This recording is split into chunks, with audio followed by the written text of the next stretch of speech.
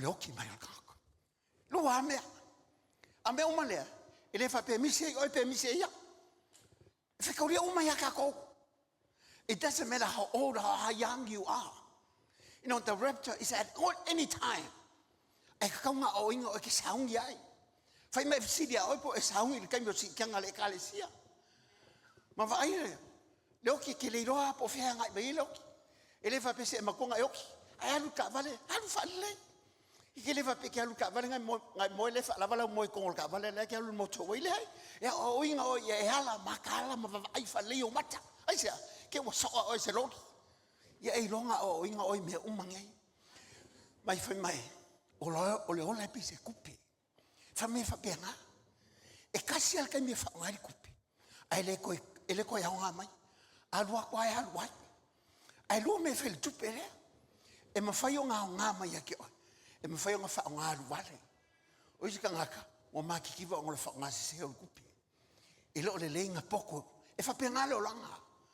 A ele le nga o winga o lo soifua ma le olanga ke o lai fa le nga ma le olanga ke soifua.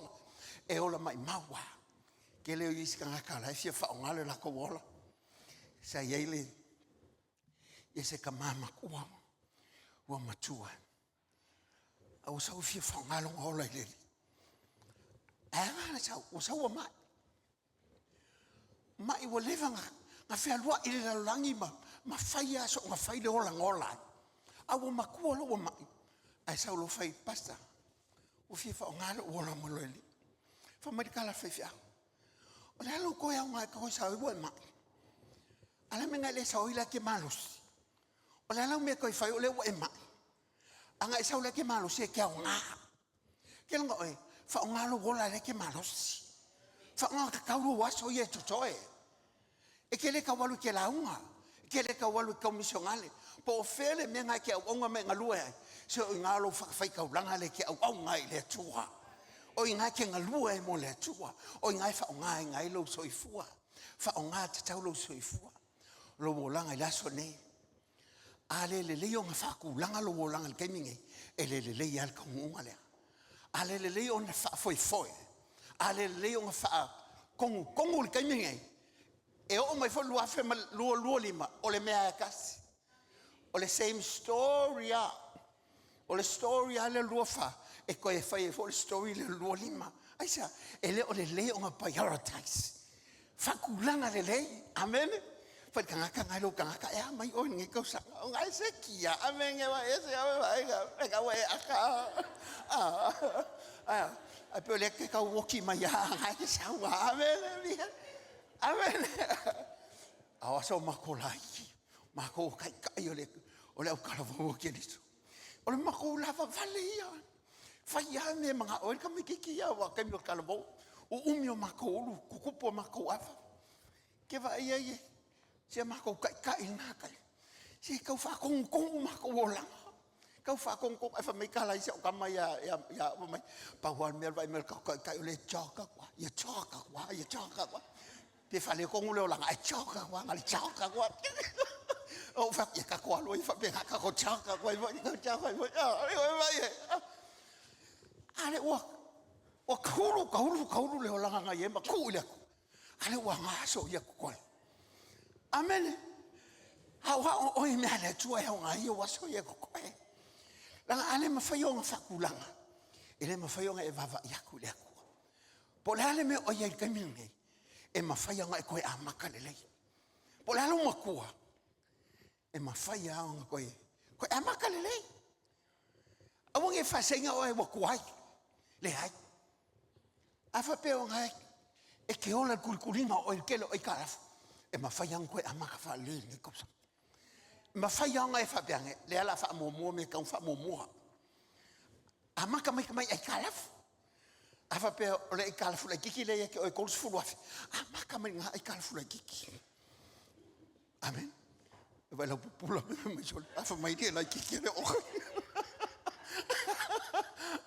ai ama ka mai me laiki me nga ka we account mo snowballing e ama ka me laiki nga lo le se o nga o akul mekele ala o ma ko nga me laiki le fakulanga le leo vai lo ainga fakulanga mai lo fanga Paila wanga le ulava vale fa mo mai fe ko kan.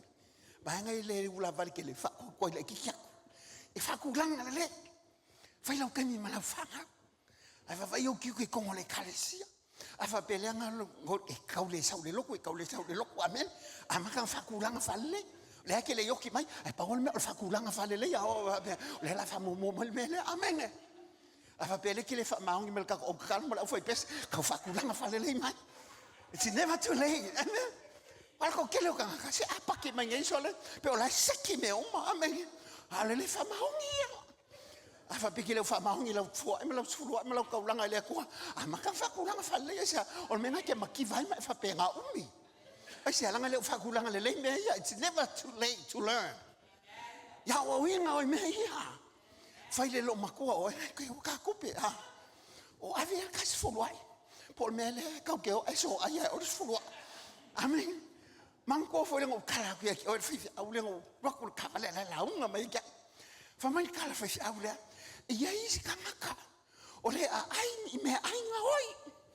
E isi kangaka ole se vai nga oi. E isi kangaka ole ofu nga oi. Ai uma fa mai. Fa mai le upa kuspa ia. Fa mai le kala le kua. O ko nga oi ia mea. Mai ai le sauce se nga oi le malo le kua. Te vai le ia. Ka fa kulanga fa le. Fa kangaka ka fa vai fa longo fa le fifia. Fa longo fa le ia. Asia. Asia, ya fai fa le lo la. Amen. Se o manga yo me ai leng fa.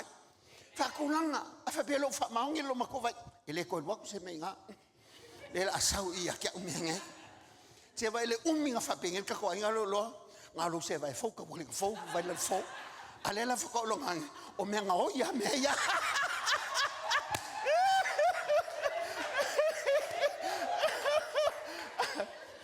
Amen. O ke le manga o ke alu le langi le alu nga le alu ska nga oi pe o e fai ma wenga e se nga oi fe la ka wa me o nga lo nga oi o me le ko o ka fi la ka fe fe ya ke o nga me amen e ke mo fa ku langa fa le lei it's never too late to learn ava pe ke le o sa le loko ka sa lo nga lo fo e va ya ku le va e ku le fai fa le lei na me ke va solo e va yo maka lunga va ai le me sa wo manguia ai fa pe foi ke lo ha ka le masang fa yo kala o ko so ya amen o ko so ya fa senga fa le ka nga ke so ya fa mai a wola ila la fa mala la fa e ke la fa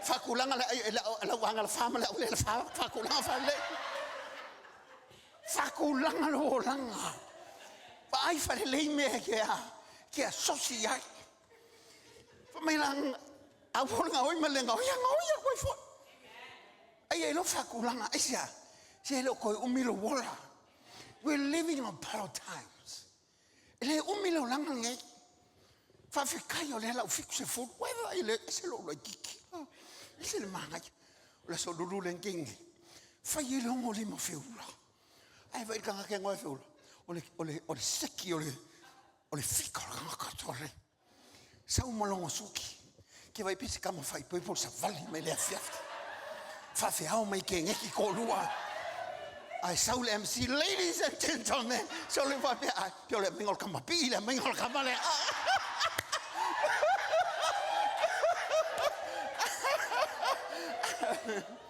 ai fa fe kayo la fa kulanga le lo langa fe ula e ki nganga ko mai kale ala e hola moleli amen fa kulanga le lei e silia kun fa maunge feula la foi pese le silia o kule popula mai la nai lo feula fa kulanga lo ngola amen wena we aka ya si ai sa le loko le ko e kumulo le oli amen ai sa fa u ko foi oli amen ai sa aki ngo e ke alu aka la ngai le fa u le langi o winga le ko le winga fia o le oli file mo maka lo fa anga le lei amen o me ye mo el kanga wa o fa kulanga le lo me mo fa kulanga lo wala o ki se van me pe o se angelo nga ki moku fa solo ako moku mai a lua fe lo ko lo fa lo lima moku e ke la po a moku le se me o ya le se me tanga le se me le ako le se me la account Whakulanga whalelei. Amen. Ele ngau se kala mahali ele o kala mo ia kala le. Elanga akale o kele mau oe. Wai ese ale paki ese la kule se me ai fale. Amen. Amen. Po poko se nge whakulanga na ko olanga. E ka alo konga masamo e mau lo ele singa. Wai whakafua o ma le singa. Ngā ole kalo ia fua. Ele ima se si aia le fua. Ala ma onga le sainga le onga le fua. Whaakulanga le lelo wolanga.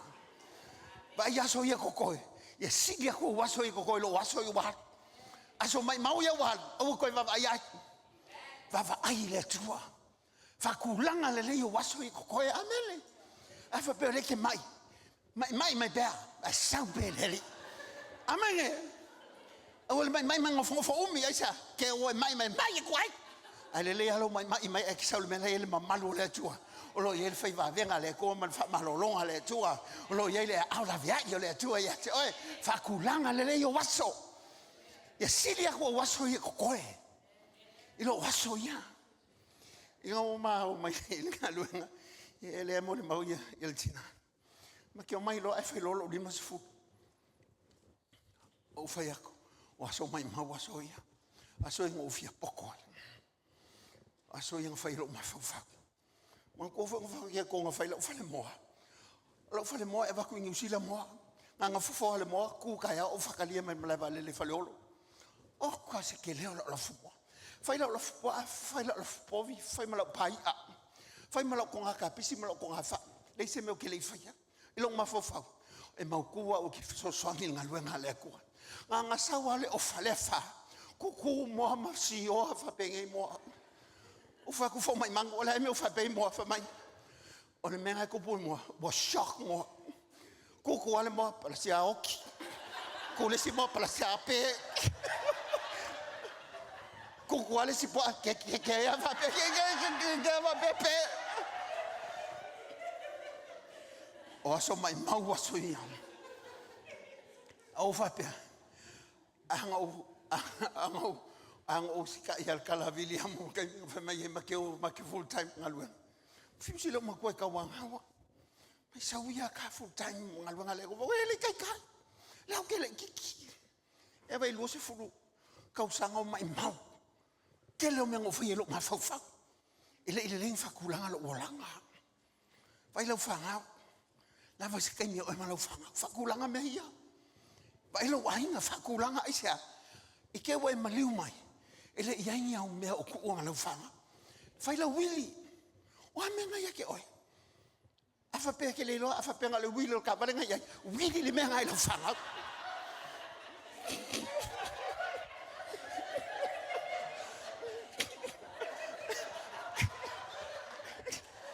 abo ala me la wili ko le fenga fofuanga amen fa mai kala le si so weka nga makalo mai fa me ole se sanga le palangi ma Samoa nga maliu le palangi e ave le wile palangi lang fanga ai maliu Samoa e kokongi lang fanga ai kala ful ko sa olele amen e ave le wile palangi lang fanga ave ele fale ave ele fo wile ave ele va afi ave e marfangu marfale ave au kako a e maliu mai ngale wili lo ka vale ave lo fango isa ele lenga fo lo wora ele fa pe ese mele o lai palangi ese mele o lai oi o le la langi amal se manga kasi la fo o lai palangi pa ole se senga ele lo o nga fo le ale le oi o le ye le tua hanga mbia e ka kau nga e longa e mafuka le tua le e a mai le poko le kala le ale fa salam a o mai awa o mai mako yo mako waso ko koe inga ia poko mako loko amene o le poko o me se ale fa me le poko spa ele le poto ele nga fa fia poto o me ka kole ele poko fia poko amen ngal fia poko al me le mawa o le me fe ngal pala lu me mawa ai ja la nga fa fia poko ai a fa le poto me le tu o ngai mangui ai me amen fu le lo vola ele nga ke mfenga fofua ai e loa se o le koe ma fai me Le fa moi aki o la lo fisile fele aku. Ile taimi ngai. Le la we fa ngolongo mai ngale wile lo ka vale le wile la fa ngola la fa pe le ko la me la fa. Ke lo kali le li aki o. Alu ko spa. Alu le ma ka yo ko. Sa ili lo malo le ko. Malanga mi ko. O nga fa popo mai lo le. Amen. Amen. Fa popo mai le hola. Fa popo mai le fia. Fa popo mai le alfa. Fa popo mai le kamao ai. Man ko le fa mai. Sa ili mua. Ele fa popo mua. O le fa popo fa ka sa mulmul fa un fa bunga o le fa upu. Al mele nga maka mai o sa ili mua. Sa ili mua. Inga ia mafai ang fa kulanga ia lo tangat. Mua sa ili malo ko. Amen. Ese le manga yo lo ngofo mo. Pa wal mele lo ke va ia kulo ma fo ngale wil ka van le mele ke va ku ya. It's never too late. O ngofo ngi mo va ia ku. Ile kelo ai kalaf. O me nga fa ilunga fo lo fia po. Ele lo kulkul ya. O mai mau ya kan yo mai mau ya ku pe. Ai le fa pe o ke vale ha. O le ia ke o le poko mai le tu. O ngofo ngi ma fa kulanga be. Sa ila o kala funga ia ile panic. O mea nga whaia ilo ma whawhamalo poko. E lusu fikua whea yungi la so momo yungi. A mai ka ngake mol mau i kia. Ka lo ke fongi man ko foi fa. O fai ngo fia nga fai me uma lo ke fongi. Fa nga ile pila lo kamale ko ngi have o na onga. Amen. Ele ngal fa ngal ke fongi ya. E ki fai ka kala me ka fa le nga uma hilo ngal Facebook. Le fa nga fa le. O kamo ko. Lusu fikua fia. Kamingi a se uma la kule ya ko se fu ko wa fela mai ayu kamingi ko su ko wa mo ya la ka ke pelo i ke la la fa fonga le ngalo le ma le ke la unga ke le ke sila mai mai fa fonga mai a lo fa pe nga u ki a wa yo a wo mai la wa ka ngai onga e poko la le fa o mai ele ma fa nga e poko pe ale o inga o You're never too late to learn. Ko ke lo skanga kalong halalangi. E o ikulanga pleskenga o malo ke kele. I kanya o makukua. Never too old to learn. Po le lo makua. Se mafaianga i ko ya kamai pe a o inga o. Le la ko sfu ko wafi. O fa ko i kinga la inga. Mai maungi kupe. Ya lo ele afe lu se la le masinga wa va kele. Kele ni ko pe alu masinga.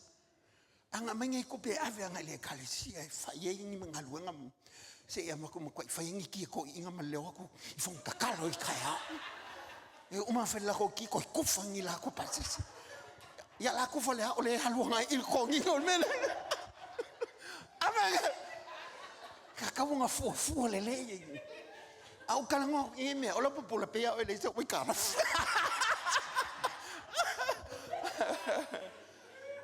Manga ko fo inga va ko statement na va ya ko me ki le pe fo ka halu le hauma va ya le statement lo longinga fa mai le kala ka me ki mam oka AP ola ele winga le AP mo fo lo ko ka fa sen awa me ya mo AP mo automatic transfer so mo automatic payment ma fa ma lo ma ko I ka lo ma ko fisi so la winga me le tina nga le ska ko pa ning ska ko ku me ka lo ma ko o fa sa mo me nga ai papa le ngol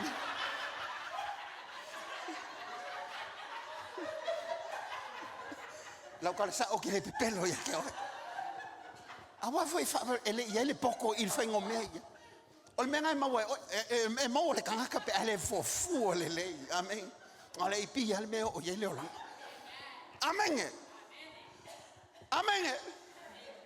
ai o ke ka mai fa mai al fa ipi o maka ko le ke le fa pena a ele fu meia e ke ko ipi for ka san fo amen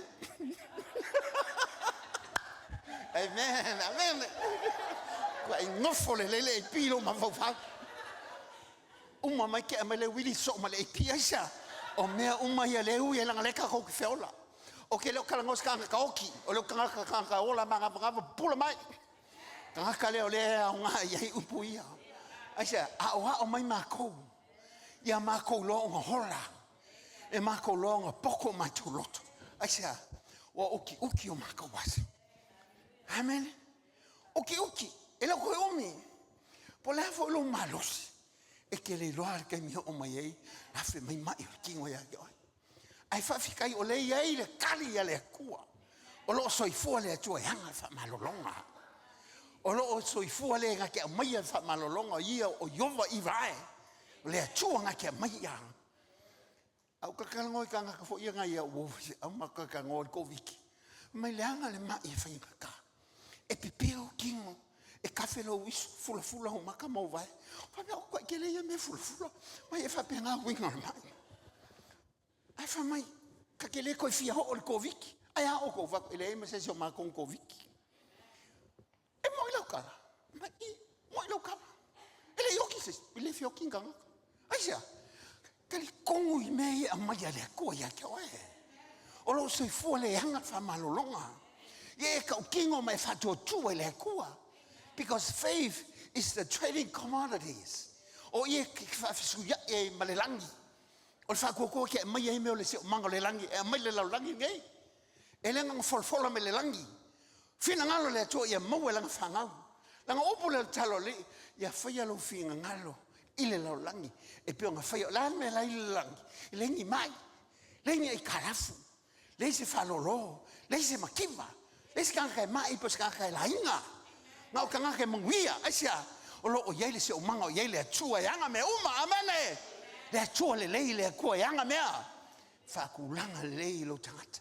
O fulanga ia mwhamai ele atua. Langa ele o. Au i ngalo ia ki oi. O lo iai le fulanga le atua mai le Yeremia lua i wasu mai kou. Wafonga vai la whaitau ina. Yeremia lusu mai le wasu mai tolu whapea. Mai ako sa ili mai a kiao. Ko ke maua fo. Pe ako sa ili mai a kiao. Mo tau loto ato. Oi vai ai. Po o lea le pisi. Po lea e fe o mai mai o si o manga le ke o lai. A e makua e sa ili le li ilo loko ako. Po lea e fau lai. Ma le wha malu. Ma le wha mamafa mai o i kalafu. E ke maua le fi le mupa e sa ili le li. Amen. O le kari o le ile atua. Pa mai o kou sa ili mai. O fea e sa ili ai. Sa ili le me o iei le atua. Wa le wha mai le kala le Yeremia. Sa ili aku ia keia. Ia unko e mo sa ili le malo le atua. Aisea, o iolo i ele kali o si o manga le kako ke iai. Kako ke a maia mera i ele si o manga o le nganga. Inga ia whapea o ngā kingo mai i le si o manga va ia le tātou te o la. Le lawa mai ai, sa ili mai atia. Mo kou loko ako. Ele mo mea le atua tangata e wha loto lua. Langa wha mai le fio ngā le atua. Whapea ka ngaka e masalo salo. Ma wha loko lua. Ngā ke maua se mea. Amen. A wha pela le ke pula mai. Mai sila mai. A wha loko lua. O e pe kuwe sili lo ma whau. Pe moi ea nge whiwhi ako. Pe moi ea. O wha pe ako. O le mea ngaka o le masao salo ma wha loko lua le kalikong. A wha mai. E le maua lai oe. Le maua ea. A maua le matua isa ili a teia. A wha iei le whai upu ngai a fo ie. E tausa fulo ma tabu leong. O le whangaki la o ke pole. O le umanga waku le kako nauti ana o folfolo. Wa ke le hame o folfolo e waku. A le vavai ko ape ki fie pe ke ma o pe le ai. Amen. Se o vavai ko ape mo. Wa o ai ngofo mai pe mo i la ngofo. A le ulanga le ke lo ako. Ko le mo ia se me kas. Amen. Ale le ale waku ya ke o ngai mo. Amen. Le vaku ngai ki fie ia. Fa mai ma fainga e kango e average of ngol vai kafte. A ki fiu fa hingu. A le fie ingo so fongo. Ile ka ka yangai. Fa mai nga pele so fongo fa ka ele so fongo ko. Ma ba kula e so fongo fa ka ele ke upe. O nga faile ole. O le PM. Ele se prime minister. Le o nga faile ole PM me vole post mortem. A saul kala ale vet. Le fo mai mang. O perso fo. Marca la lo. Yo la pe. A pe wi ka. Ma pe o fi ingu. Ahora y el ve café. Alin. Pero. Ala me ko. Angai ele pe. Alguém ve café que ele. Assim fa mang fo hingo ngai hola. Ele me fa esa emus. Que ngai fa penga me ale ko. Ele fa malusia me ale to ya to.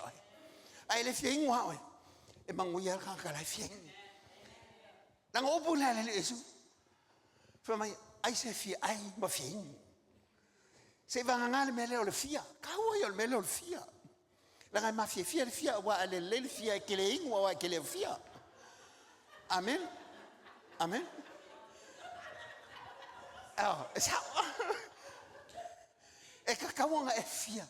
Ai mai fia. Ele ma faila. O ngai va ai ele fa upula nga fo e Joseph. E fa mai. O ko e fa ko iki. Le upu ngai nga fa tutua. O le fa upu Joseph malelua. Fa mai e sila fia lo o ko ka ma.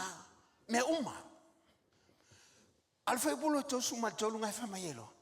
Yo como esa ili me malo le tol ka wa ya. O lo fa tutua le tua. Pengo fa ko ki o. O le si o mangale lo wa ya. O le fa ko e mai ele si o mangale ka ko ki vai. Ele ma fa yonga mai si o mangale nga fa pe si o manga. Susu mai lo si o mangale o le fa ka le ku ba ko. Le ai o le fa tua. O le fa ko. O le fa ko ko. O le fa lango le. Ile me wa e fa moi ai. O lo mo ki ngole. O le me ke le va ai. E ke le va ai lo fa manolonga. Ale wa fa moi le mele ke lo vai ai. Fa moi ai. Ile atua le te le vai. Le wa fa kulanga i lo situation. A fa pe o kala fa moi le atua le. A fa pe o le va o le ahinga. O le fia lo fangi. O le atua le. E a mai le fili mu. E ke fa moi e fa tutua. Fa mai la ia. O le fa tutua le. E a mai le si o manga le me. A wa fa tutua le. Le fai upo longo ka upo suma ka se kusile ai fo e pe. Fa mai. Ale ai fo se fa tutua. Ele ma fa ia le la fa le ke le mai fa ka le ko fo mai fa ka us. Ia sa ngo mai fa ka la. Ia fa ka us fa ka le wo fo mai. Ia le o fo mai le ola lo mai. Ia de la ko fa le ke. Ia.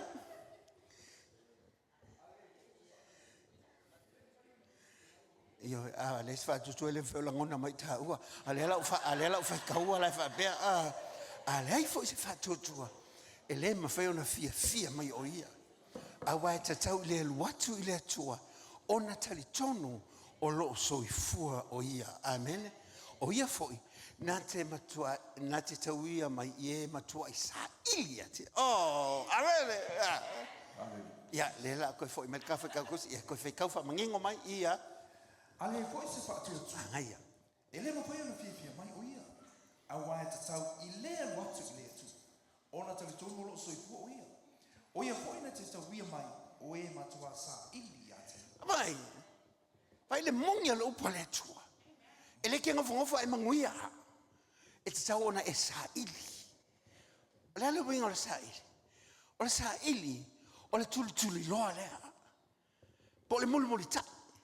Fa wow. O lona winga o se me fai pea.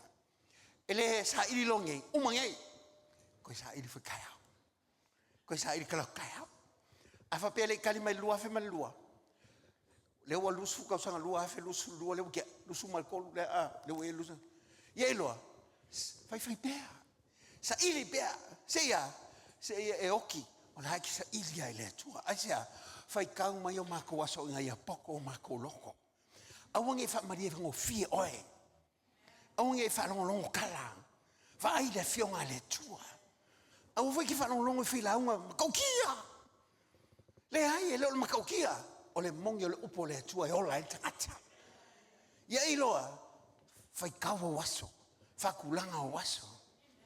Langa ele ngaka nga esa ili le malo le. Eso se malo. E kakau nga ye se kupu le malo. Ele ngalo sa ilo le malo. O le fa malunga mal pulenga lea. E le malo ngisile mangula fongo. E ye u male malo. Peta e ye tai. Ile malo le tu e ye le tupu. Langa o ye le tupu le malo. Elenga kanga sa ili inga e maua ma e akamai ikula fongo maka yala o malo. Ai ai se lo mafukanga mele ka ia le malo pol kupo le malo. O le atua o ia lava o le pule le malo. E ke le whakokonga i ka ingo le malo. Le ai, e ke whakokohinga le akua. Ilanga pulenga. E ke kalkongoinga le atua, ianga whai ungolo ia ilana fionga. E ke whamoe le atua, isia, o ia pule le malo. O inga iala le malo lea, ale e kuspa i o ta iala le malo le atua. O i o lo whakaoko i kula fongo maka iala le malo lea. Langa le malo lea. Ele mawhenga suese. O le malo le atua e whaavaua. Mai le whaavau se yo le whaavau e le liu le akua e onga le malo lea. A honga e kalikongu i le whainga malo le atua o le kangakangu o le malo lea. O oe le whakau iai. Ia sa ngonga le. O ko ke pole se mea. Aisa, whamai kala Yesu. E mo ia loe ko ke le laulangi. Aling kangaka le laulangi o kou. Whamai o kou kangaka le si o mango le langi. E kaulanga e ola o kangaka le langi. E ke le ola si o langa popole. Si o langa foi le kurikuri ai oe. I mai o le kingo. Mai ka lafo so i mua. Le kaunga i mana le malo le langi le. Whamai sa isi ki nganga koi ha auti. O whai kule o le kala langa wo. A whapea ko mai ele ko whai unga ki whai ea ke o manuma. O la lau whiwhiringa la whai. A whamai kala ki ngale mai lauki. O ke koe kango koe kuule akua. E whai a ia la whiwhiringa moa. O ke le whai a. O ke mamlama i le akua e angan malo lango i o tupu le malo le kalkongo e.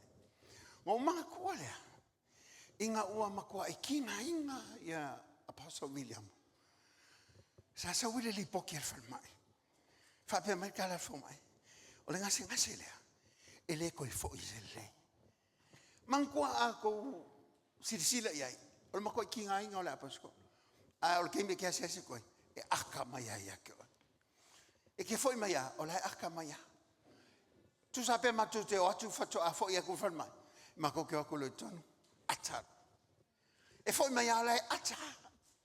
E malama i ka iala o le malo lea. A iela le aso. Ngā wako i fo i le silipoki. Ua whapea mai. Ua kaunga whai kau waso. E leo toi umi o waso. Le upula lea la apostolo na whai. E le ngalo e te o maltemini. Whamai. E leo wa o se mangoli. E whawhewhea o se aveau. E le whawhewhea. E le aveau se mangoli. A wa mea ia whai pia ai e mangoli i mo au whai.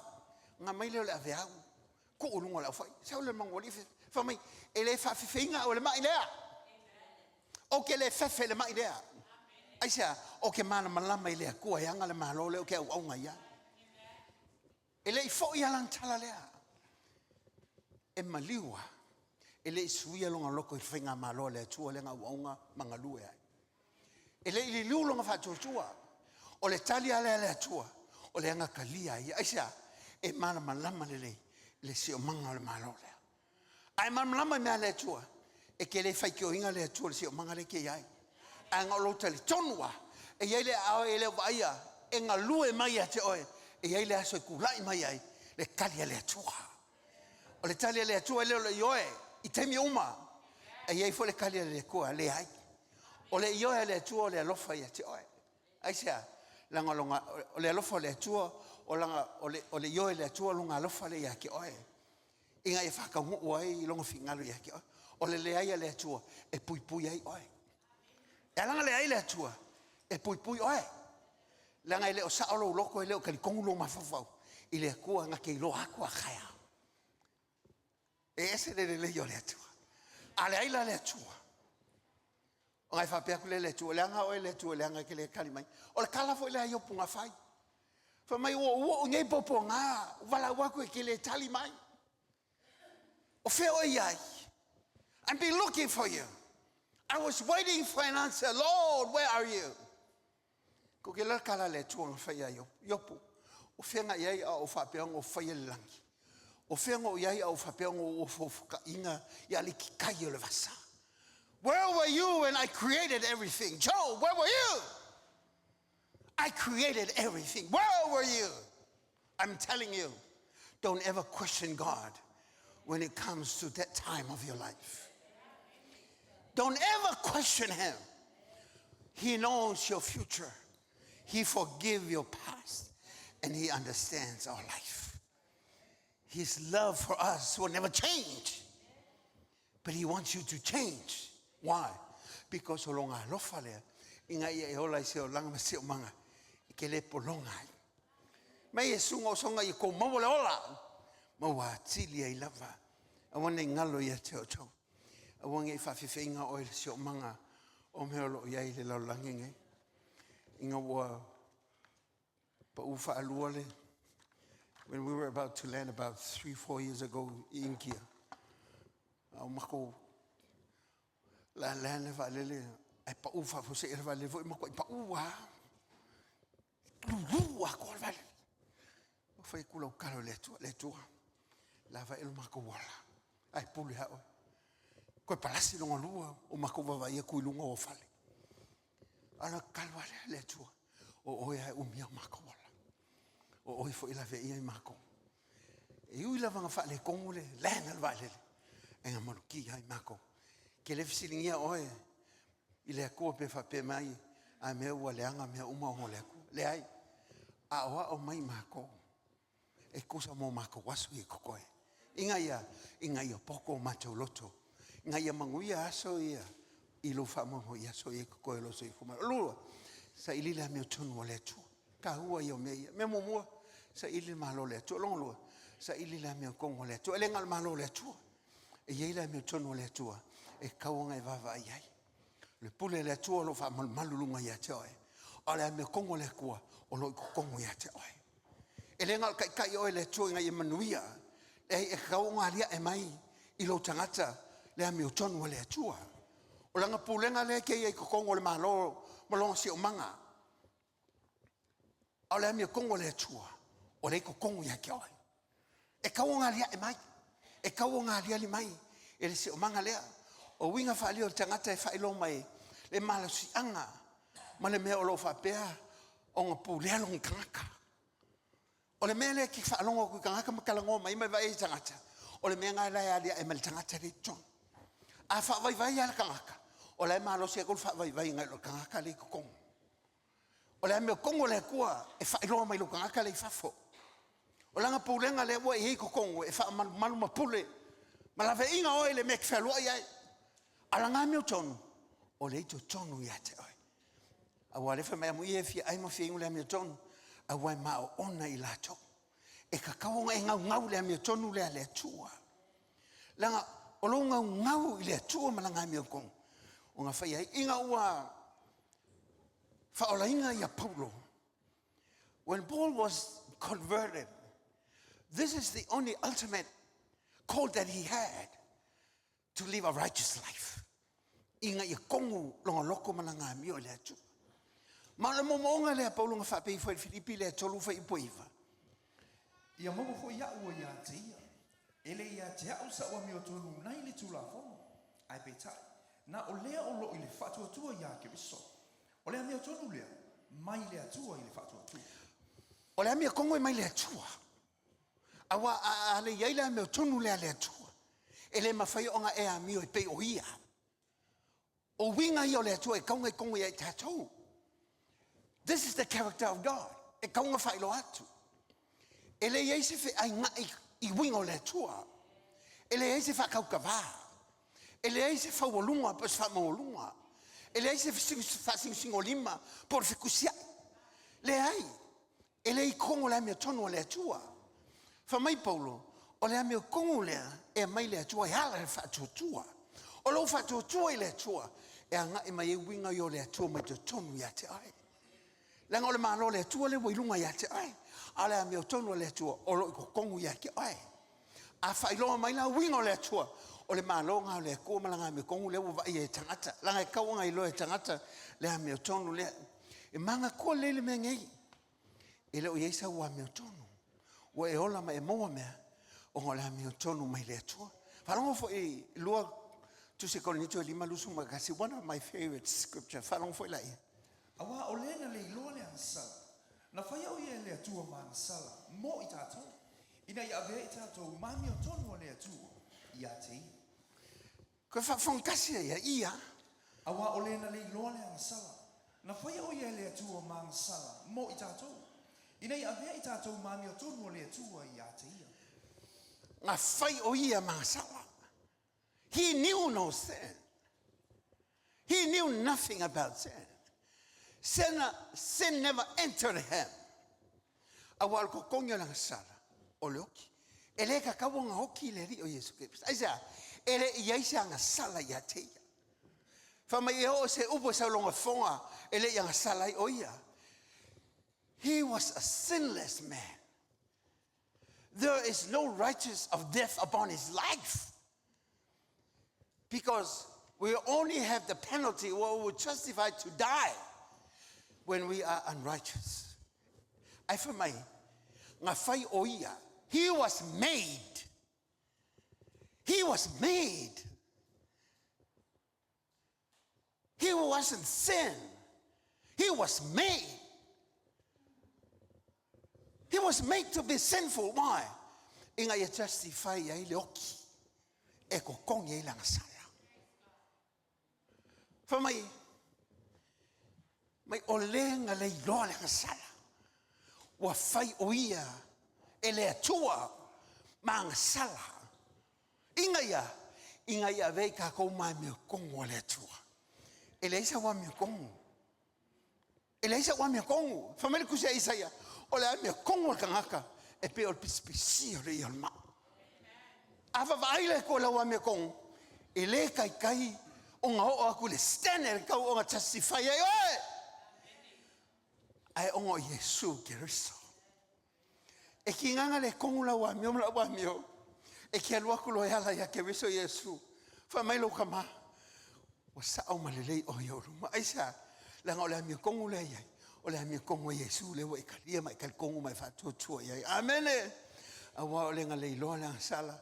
Wa whai o ia maa sala. Awange ngalo ya ki oe. Ele ngā ka o le amio kongu le ale kua e te. E kau ngā whai roako. Awa ke mai le kala le le. Awa ke mai o le kankele sango. Awa ke mai o le kalima le fingo le tua. Awa ke mai pe a whai tangata ia te oe. Aisa, se o le kangaka o le malo le langi. O le kangaka wa e amio kongu.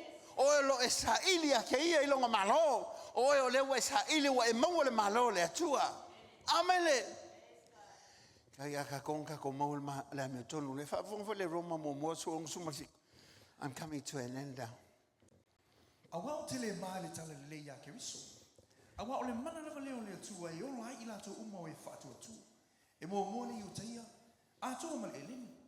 Awa o whaalia mai le ame tonu le atua i le whaatua tu. Ina ia whaatua tu ai. Pe ona tu sia. E ona le tangata mi o tonu le whaatua tu. Whamai awa o whaali mai. E ka kaua ngai lo mai. E le mawhaionga e whamai o tātau le atua mal tangata mi o tonu. Ai ese au winga. Ese au amio, ese au kala. Ese au me whai, ese au whamakalanga. E ka kaua o ngā whaalongoa. O winga ia o le atua e kalangoa mai ai. Langa o mele ko kongu ia ke oe. E le ngofu ai. E sau fafo. Mai o me kumu le loko kangaka kalangoa mai mkau kala mai ai. E ka kaunga ngai loa. O me tonu e kaunga kumu I mea le malo le atua. A whaika o kangaka.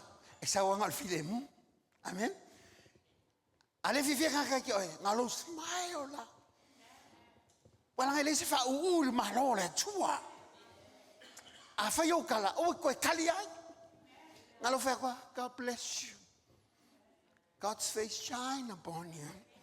Aisa, o bui o kaka le malo le aku, amen. A whai mai o kala lungal ko, a inga lungal Facebook, a wai koe kali ai. A whai, God bless our family.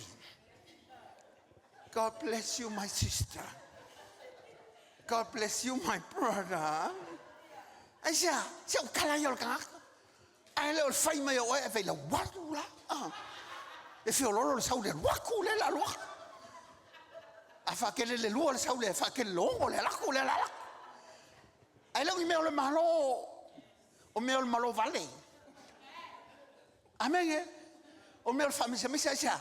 langa le o kumu ila me kumu le tu kongu ya ke oe fa mai o fe me mai misa fe me mai kawa fe me mai fe va inga fa mai fe sa wai e sa mai ko kongu le loko ka fa mai le o professor lam a o mai mako yo mako waso o aso I ko koe ele o aso I wa o aso I ko koe nga ia ka ya a o mai inga ia poko mako loko amenge ma ngai ia ka ko fi kauia I fa ka lo fa mai pe ki kalo mai ame mai kalo mai malo tamale le malo le tu ya fa mai ame ya ngo kalo fa le yo ya malo fa la tali mala fino le tu wa mai lo mo wa mai o tonu me le malo amele ile ngi me forfola se o me fa ka ngu o me yo forfola le tu e ke fa ya pa e mo pa sa ilia te ia fa mai yo como sa ilia malo le ko malanga me ko wa ko inga fa ilo le ko mal ka ki le ko o ngale o me ko nga ko malo le tu nga fa mai nga ko malo le ko ai fa le kingo am fa ka loko ka ma me la ko ki fa ya. We can never bring the glory of God within the church when people are carnal, when people are living in the flesh. We can only bring the glory of God when people are dwelling in the presence of God. Na ko ke langonga ngai le pa I mai o le tua. O me muli sa ili manguia o folofolaina. O ha me inga folofolaina. Amen. Kau le malo kai se vanga ia o vai kulo kai mia ala ko ki fia mai ya. Wa isi kai mia lauki. Angianga kwa o pula lalo mai ya wa te la pula. Ya ai vanga ia le ki fa ia ko le mo wanga yo kai mia lo so ko ia ke. Awa ai halu ni. O ke le lo po fe ai halu ya. Ai le lu homa le tu. Alo ia me ka penga ai. Awa nga I mai lu kau. Ala ki fa pe. Lava me o malo lo ke la ma. Ai fa pe o ska ke ma sanginga fanga mangu fanga me ele galo e lua ma e ma kwa ave la kama awa amisi le sima ala la val kanga ma e ka fanga ai fa lua I nga o ngai me o le malo ya ke ai le fa ku munga o me o malo e ke foi mai o pak paku o fo linga fa nga la langi ma si o mangale ya esa ele o lava me o le malo ke fa sanga kwa amen sa ili me o le malo fe la ya la ile fionga le tu o me o malo le amen o me e fa popo se va vai ai o me fetala yeleli la fa solo ke o malola fa bo e kasi ka mai fa o pula wa lu nge fa ka ngo ke o fia ka ngo ko va ko ke fia mai ke asia o me o malo le me al mako ainga o me alo tamai le lang o me ala fanga o me mo lo na ainga le se manga malo lang nei o me ya me mo o me ye pole e ala nga ka ko se ili me o manga le malo lang ile fa o ngare ke pole me mo pole ka me ka kupe fa no vo fa u po suma liva la fa tauna ia o to te tolo ai o mo o tau le lolangi o ia ile mo mo le ele fa o mati ai o ia fo itanga tanga o ia ele atu manga o ia a ko va vai me o fa ile pangil ka mi o kele la o haka ze ia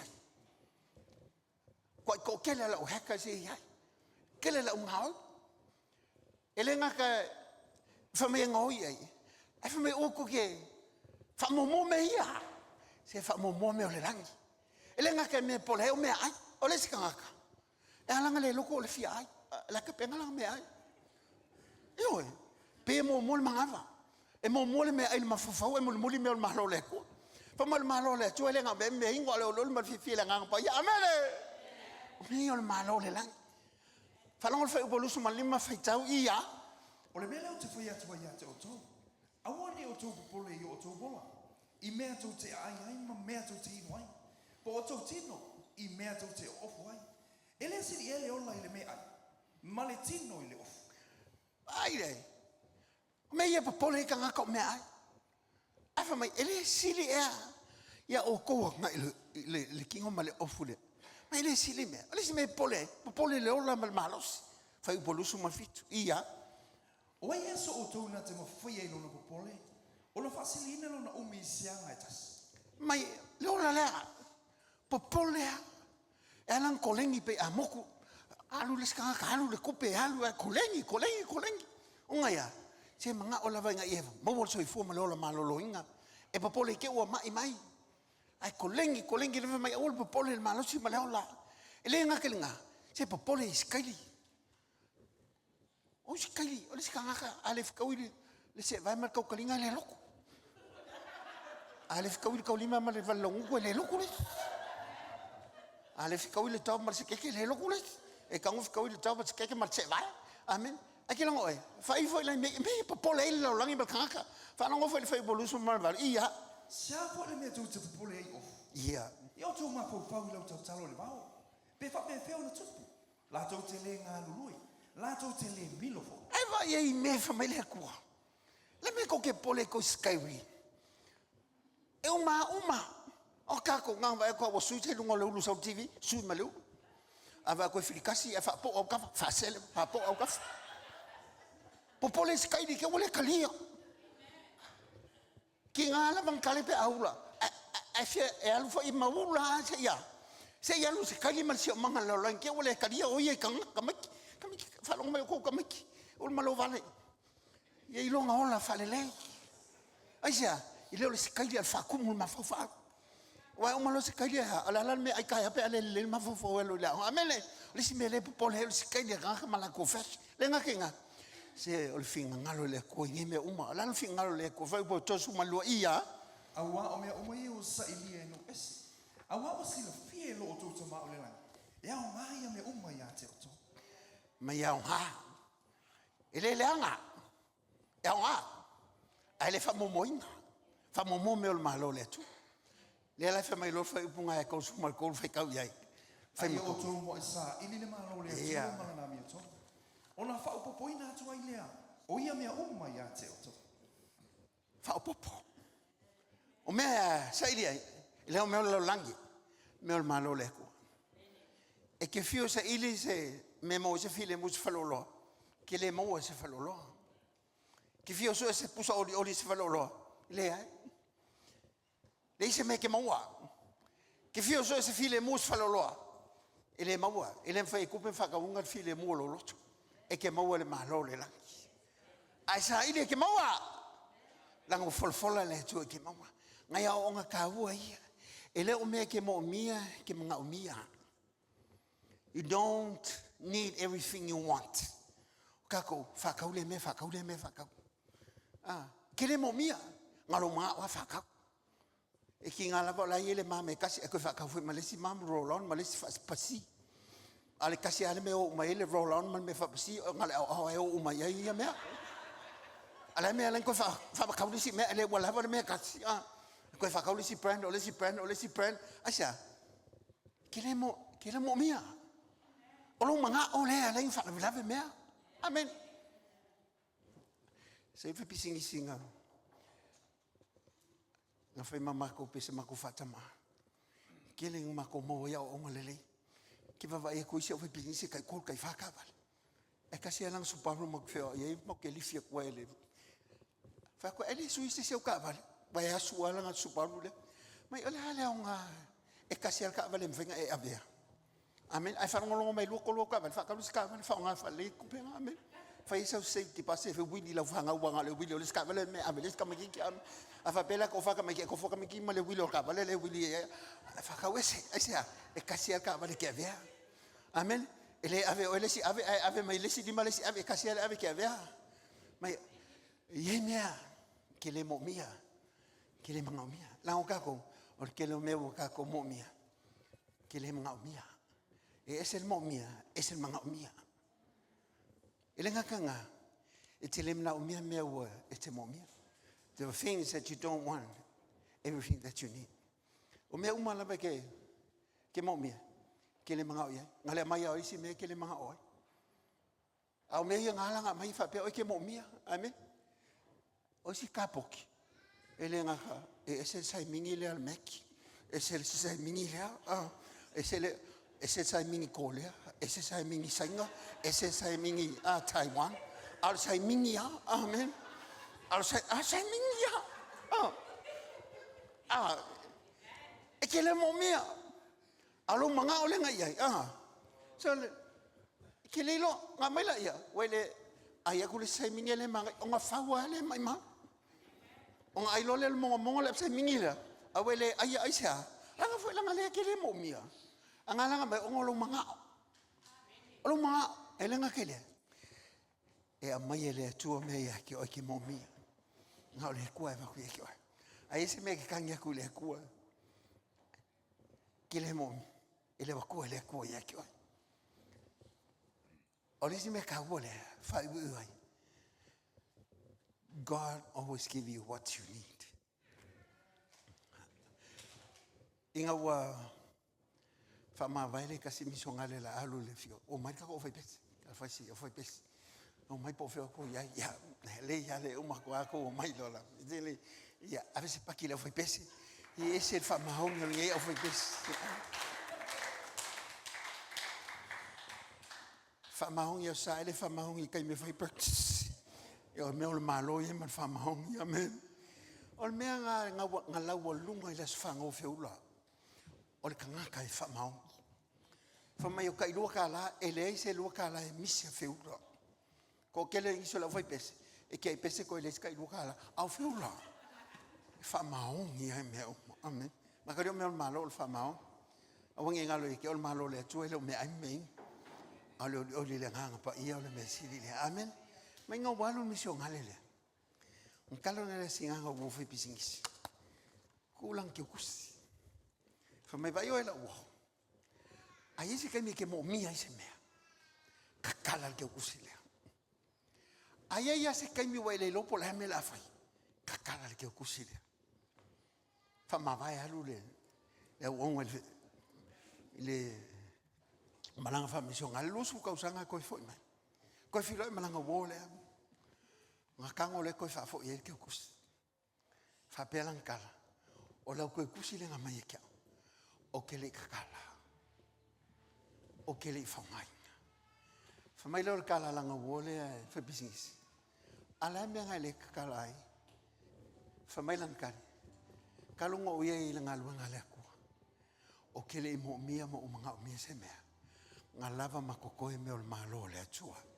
nga ia kausi mal fa maungi akia lau ko kusi lea o ke le mo mia nga kausi a uelo atua mai ka la Yesu e o le kamau ainga nga ofo i Solomonga ele i o Solomonga i le maka ngofia nga ka penga ele kuomo o me o ka penga ele atua fa mai ele vai ai maka ele fa longo i talinga ele yo ele loto tangata me wa saungia ele tua mo e alo lofa yate. I'm looking for people that loves God, and I'm telling you, your future is bright. You and your children are the blessed people. Why? Because now you stand for them, trusting God that owns everything. Trust Him, because this is what the Word of God says. The wisest man and the richest man ever lived says, trust the Lord with all your heart. Lean not unto your own understanding. Acknowledge Him in all your ways, and He will direct your path. E ke le ilo le aso kaiao. Kulo wola el kangaka ke malamalama le aso lele o mai. Kulo ulu mga ile kangaka le nga ke iloa le lumangai. Au ke koi mafau le aso le wala. E asili o nga manguia lo fa moi moi. I o waso i e kokoe. Aisea, o nga wolua iai malo watua, o le nga whaia ma maia oe, i ko kongolonga malo. Awangi ngalo ia ke oe, i e whamomua, mea e kakaunga whamomua. Whamomua le tua i lo wola. O ngai wawaila ia, e muli mai whamanguianga le tua ia ke oe. Awa e whamomua le li, le hanga mea o mai tulai mai fai wale nei tuaso ala mele te tua yo au ave sau pati a teia fa tele sau pati lo atua mai pesa tu lo atua mai